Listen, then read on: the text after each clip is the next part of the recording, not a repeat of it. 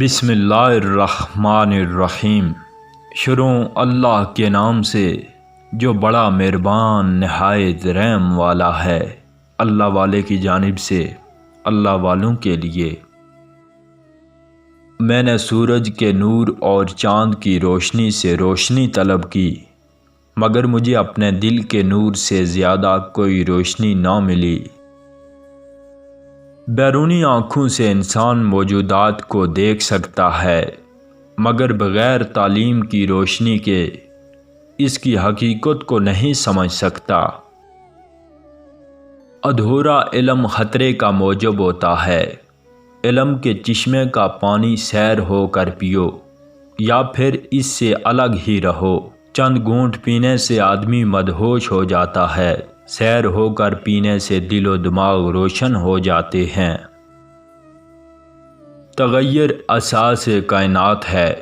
پانی کہیں سحاب بن رہا ہے، کہیں موتی، اور کہیں آنسو نور ظلمت میں بدل رہا ہے اور ظلمت نور میں۔ اگر تو چاہتا ہے کہ دن کی طرح روش ہو جائے تو اپنی ہستی کو اپنے دوست کے سامنے جلا ڈال۔ بندہ ایک بات اپنی زبان سے نکالتا ہے جو اللہ کی خوشنودی کی بات ہوتی ہے، بندہ اس کا خیال نہیں کرتا۔ اللہ اس بات کی بدولت اس کے درجے بلند کرتا ہے۔ اس طرح آدمی خدا کو ناراض کرنے والی بات زبان سے لاپرواہی کے ساتھ نکالتا ہے جو اسے جہنم میں گرا دیتی ہے۔ حضرت محمد صلی اللہ علیہ وآلہ وسلم نے فرمایا، اگر کوئی شخص مجھے اپنی زبان اور اپنی شرمگاہ کی حفاظت کی ضمانت دے دے تو میں اس کے لیے جنت کی ضمانت لے لوں گا۔ مسلمان وہ ہے جس کے ہاتھ اور زبان سے لوگ محفوظ رہیں۔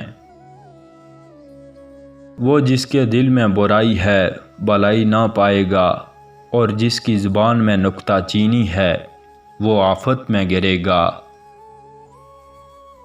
گلے اور شکوے سے زبان بند رکھو، رات نصیب ہوگی۔ زبان کی لغزش قدموں کی لغزش سے زیادہ خطرناک ہے۔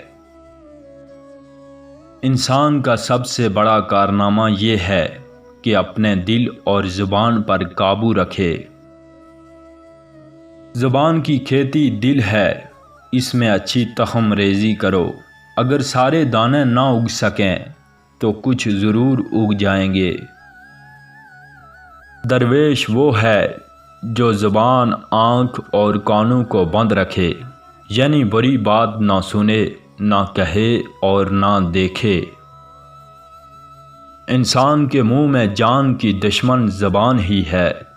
اگر جان کی سلامتی درکار ہے تو زبان کی حفاظت کر۔ اپنی زبان سے اپنی تعریف کرنا اپنی طرف سے لوگوں کا خیال خراب کرنا ہے۔ زبان کٹا ہوا گوشہ، تنہائی میں گونگا بہرا بن کر بیٹھا ہوا انسان اس سے بہتر ہے جس کی زبان قابو میں نہ رہے۔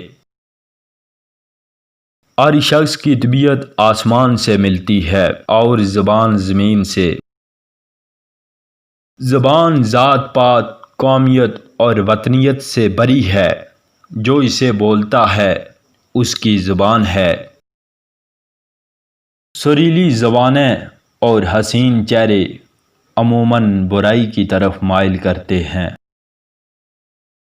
زبان کی پکار ضائع جا سکتی ہے، مگر اعمال کی صدا کبھی جواب لیے بغیر نہیں رہتی۔